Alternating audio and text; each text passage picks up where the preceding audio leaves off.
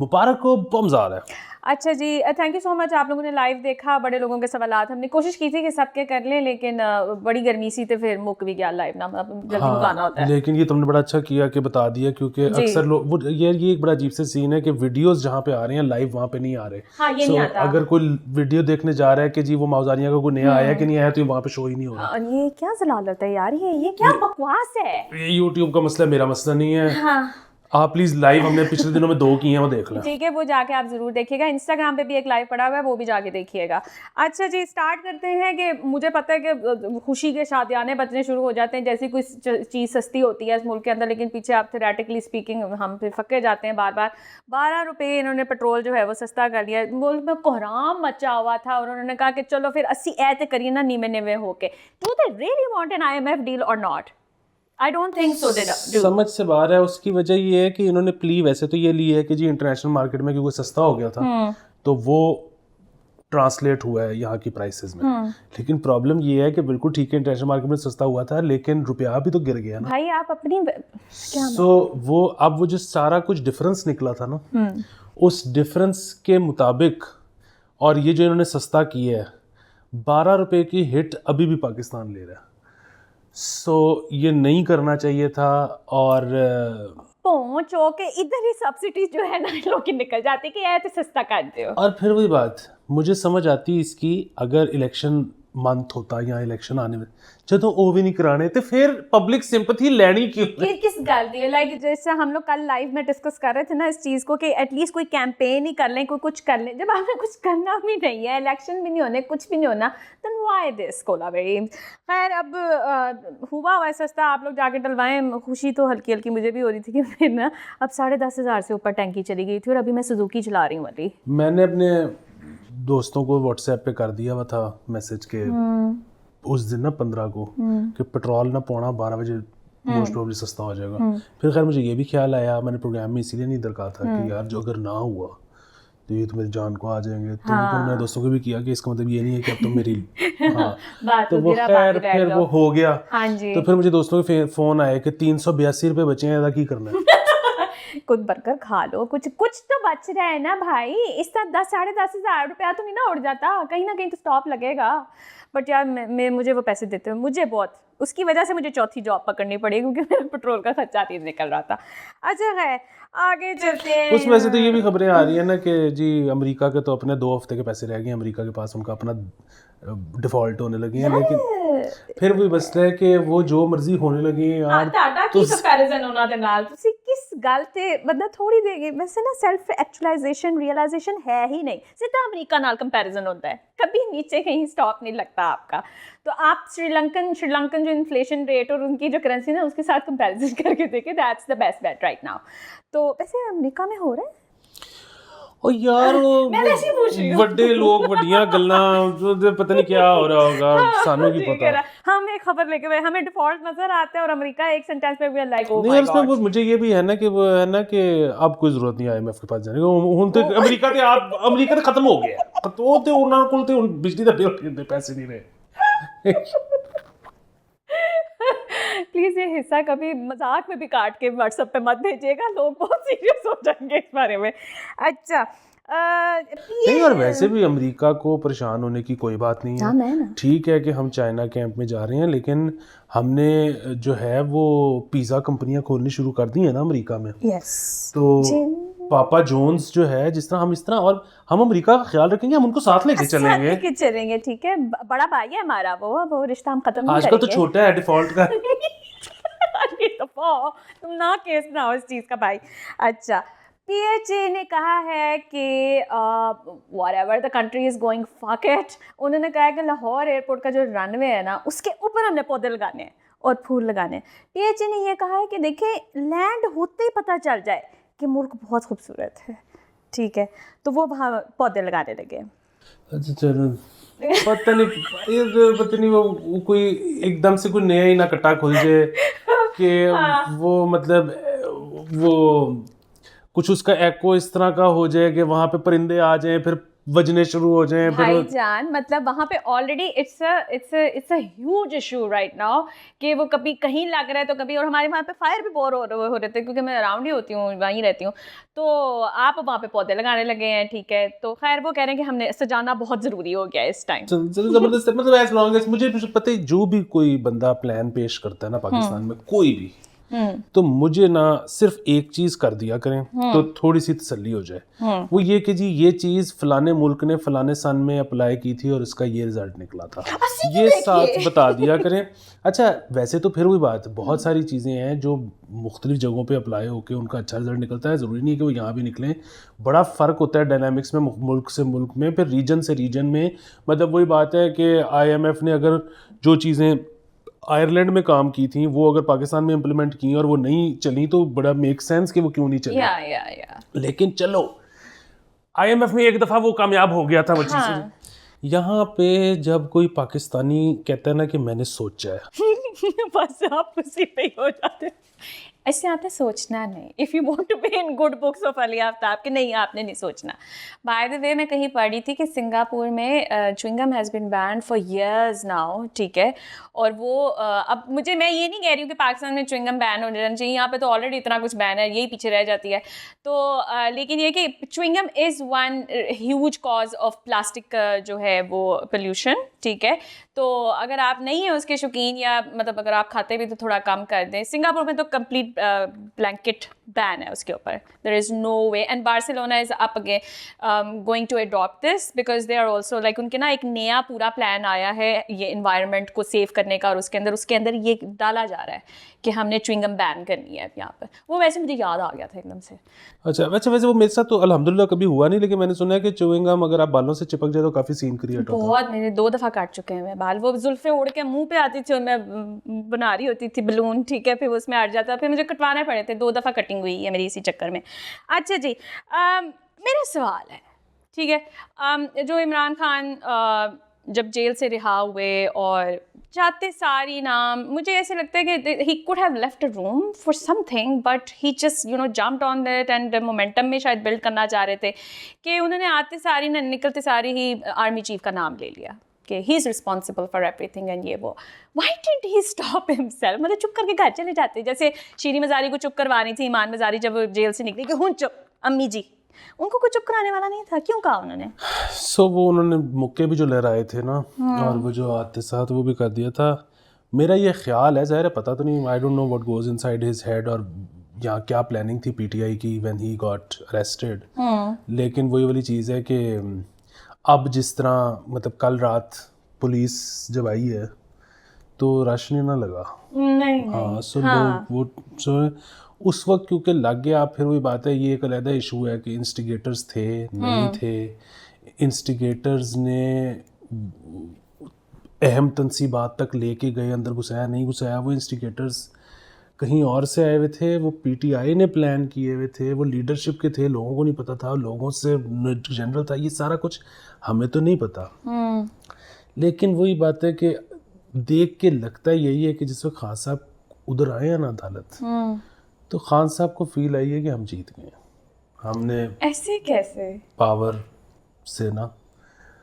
फिर वही बात है, हाँ, क्योंकि ये बात shows a lot of disconnect with how the Pakistani history has been. I mean, it's not a good past. मैं ये नहीं कहूँगी, मैं appreciative नहीं हूँ, but that's a huge disconnect, I guess. Exactly. So मसला वही है कि थोड़ी सी तारीख का भी रौला है। तारीख का मसलन इस तरह से रौला है कि एक तो जिस तरह से तुम कह रही हो कि बहुत अच्छी हमारी रही नहीं, लेकिन PTI वालों को पता नहीं क्यों अंदाज़ा नहीं है हमारी तारीख का।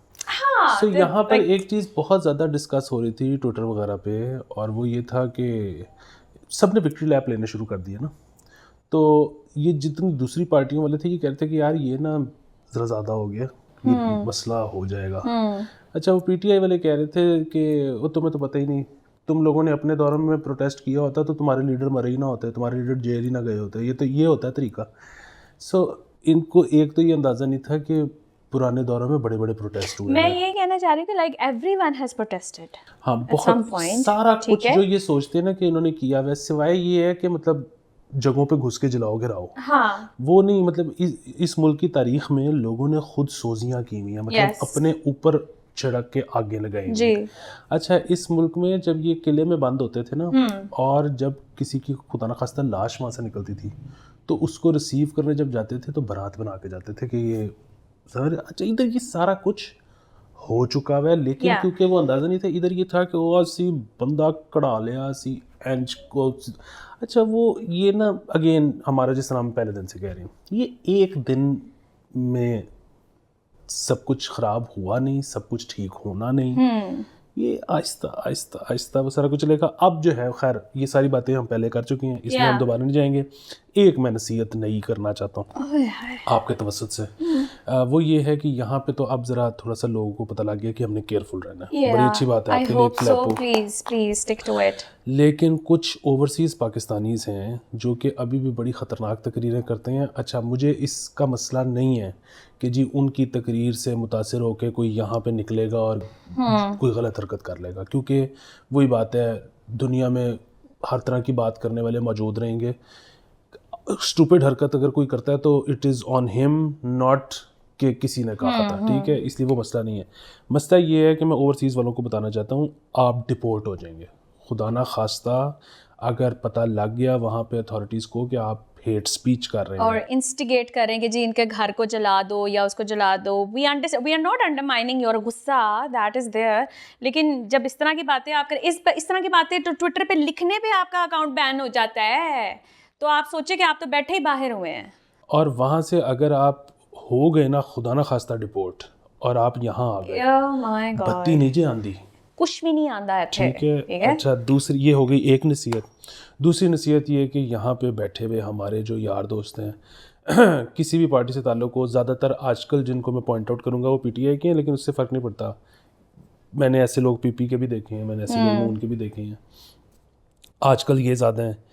अच्छा, अगेन जो मर्ज़ी लिखें, आपके जो भी ख्यालात हैं, हम ख्यालात नहीं चेंज करना चाहते। अच्छा, प्रोटेस्ट करें जितना ज़्यादा लिख के कर सकते हैं, उससे अच्छी बात ही कोई नहीं, इल्मी अदबी इख्तलाफ सारा कुछ है वो, लेकिन करते करते वो जो एक लाइन है ना, अच्छा फिर भी बात है वो, मैं तो ख़ुद उससे कई जगहों पे तंग हूँ। मतलब अब तो हम कोई जोक नहीं कर सकते, थोड़ा सा जोक करते हैं तो वो आ जाते जी यूर मिसोजिनिस्ट। अच्छा, एक मुझे, मैं यकीन करें उन लोगों में से हूँ जिनको इस बात पे गुस्सा चढ़ता है कि यार हर चीज़ थी ला दो तुम, ठीक है, लेकिन फिर वही बात, ये दुनिया बड़ी अजीब सी जगह बन चुकी है और मज़ीद अजीब बनने जा रही है। ये जो डिजिटल फुटप्रिंट है ना, ये चांद नहीं छोड़ेगा, और आगे की आपकी नौकरियां, आगे के वीज़े, और आगे के क्या अभी के वीज़े, आपको पता है आप जब वीज़ा अप्लाई करते हो ना, आपका एम्बेसियों में वो आपकी प्रोफाइल बनी होती है जिसमें आपका थ्रेट लेवल आ रहा होता है, और इसलिए अप्लाई नहीं करती, पता नहीं क्या आ रहा होगा। और वो थ्रेट लेवल जो है ना, वो उसमें बहुत सारी चीज़ें शामिल होती हैं, जिसमें से एक आपका सोशल मीडिया होता है कि आपने किस किस्म की चीज़, वो बहुत एक्टिव हो चुका हुआ है। अच्छा, तीसरी चीज़ ये है कि कोई ऐसी जॉब जिसमें बच्चों से इंटरेक्ट करना है, ख़वातीन से इंटरेक्ट करना है, कोई दरस व तदरीस का काम है, उधर तो मजबूरी होगा क्या कि आपकी कमाल की डिग्री है, आप कमाल के काबिल हो, आपको हायर कर लिया ऑर्गेनाइजेशन ने, आपकी काबिलियत पे आपका बनता था, और किसी एक पागल को आपकी कोई 2014 की ट्वीट या फेसबुक पोस्ट मिल गई जिसमें आपने किसी, चाहे मजाकन ही किसी खातून का, पॉलिटिशियन का मजाक उड़ाया था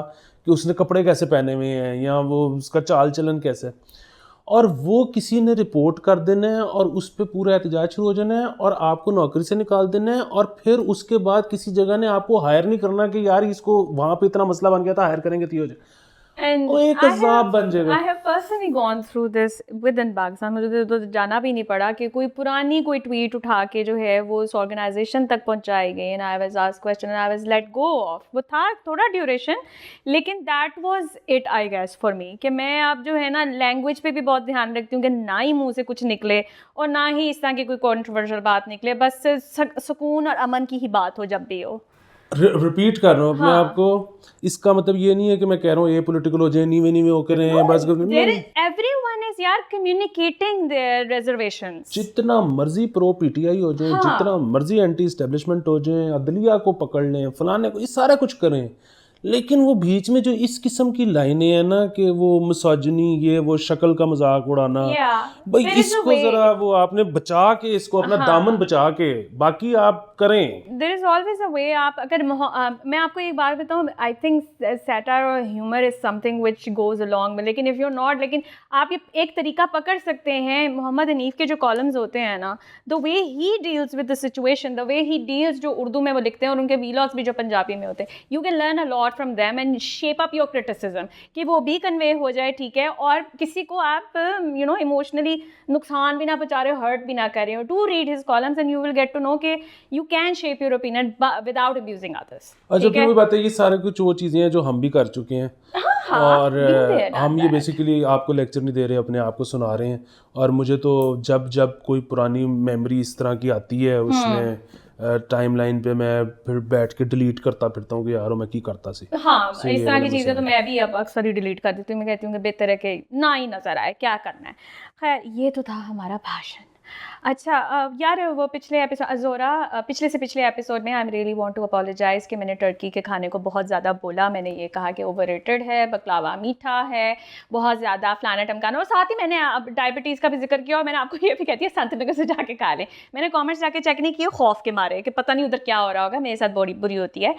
लेकिन यू सेड कि अली मालिक साहब has a theory about diabetes in Pakistan, कि क्यों इतने ज़्यादा हम नंबर 1 पे, क्या कह रहे थे वो उनका ये ख्याल है कि ये जो डाटा कलेक्शन है ना, इसमें प्रॉब्लम है। नाइस, जड़ पे पहुंचे हैं वो। इसमें प्रॉब्लम ये है कि मोस्ट प्रोबेबली पाकिस्तान में डायबिटीज़ इतनी ज़्यादा नहीं होगी। पाकिस्तान में असल में हेल्थ केयर सिस्टम बहुत फारिग है। So no doubt. इसकी मिसाल ये है कि इन्होंने ये जो डाटा कलेक्ट किया है, ये अस्पतालों से कलेक्ट किया है ना। सो बेसिकली इन्होंने ये देखा होगा कि अगर 100 बंदा अस्पताल आता है तो उस 100 में से कितनों को डायबिटीज़ है या हाइपरटेंशन है या जो भी है, जो भी इन्होंने निकालना था। अच्छा, अब प्रॉब्लम ये है कि पाकिस्तान एक ऐसा मुल्क है जिसमें अस्पताल जाता ही वो है जो बीमार है। ठीक है, मसलन आप बीमार हुई तो आप अस्पताल गई। अब जब 100 बीमार लोग अस्पताल पहुंचे तो उन 100 में से शायद 30 को डायबिटीज़ भी थी।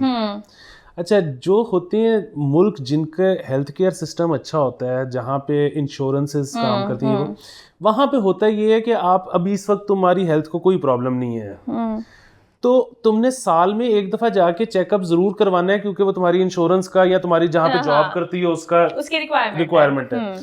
सो मसला ये है कि वहाँ पे जब तुम अभी गई, जिस वक्त तुम्हें हेल्थ केयर कोई प्रॉब्लम नहीं है, तो तुम भी उन 100 में से हो जिसका टेस्ट हुआ और तुम्हें डायबिटीज नहीं है। पाकिस्तान में क्योंकि अस्पताल में जा ही वो रहा है जो बीमार है, तो फिर हाँ, सो इधर डाटा में प्रॉब्लम हो सकता है। सो शायद पाकिस्तान दुनिया में सबसे ज्यादा डायबिटीज पाकिस्तान में नहीं है। लेकिन मीठे का तो उससे डायरेक्टली ताल्लुक भी नहीं है। नहीं, वो एक्चुअली सब पहला रिएक्शन यही आता है कि मीठा से बात करो ना। हाँ, दूसरा ये है कि जो है बहरहाल हो भी सकता है पाकिस्तान इंडेक्स में ऊपर, क्योंकि इसका ताल्लुक जो है वो टेंशन से तो है ना।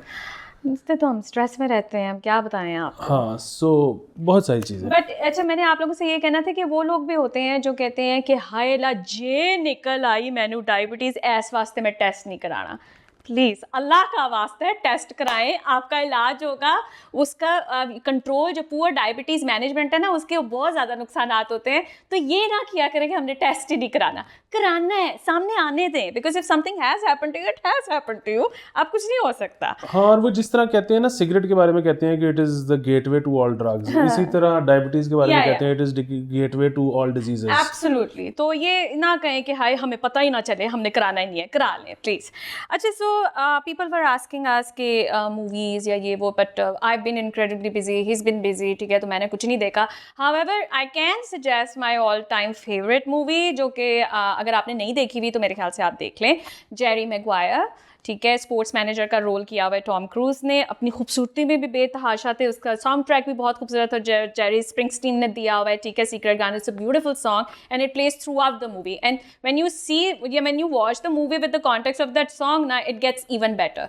तो वो ज़रूर देखिएगा, 93 की मूवी है, it's a classic and it's amazing. आपके पास है कोई? मैं भी बता देता हूँ, इससे मुझे एक और चीज़ भी है, जब तुमने हुस्न का जिक्र किया ना तो मुझे याद आया कि वो कल मैं एड शूट पे था ना, तो मतलब आज से कुछ अरसे पहले की बात है कि जब मैं शूट पे जाता होता था तो वो अगर होता था ना कि यार वो थोड़ा सा ना बड़े बंदे का कैरेक्टर है, तो वो कहते थे कि सर एज ले लें, तो मेरे बाल ना वाइट करते होते थे।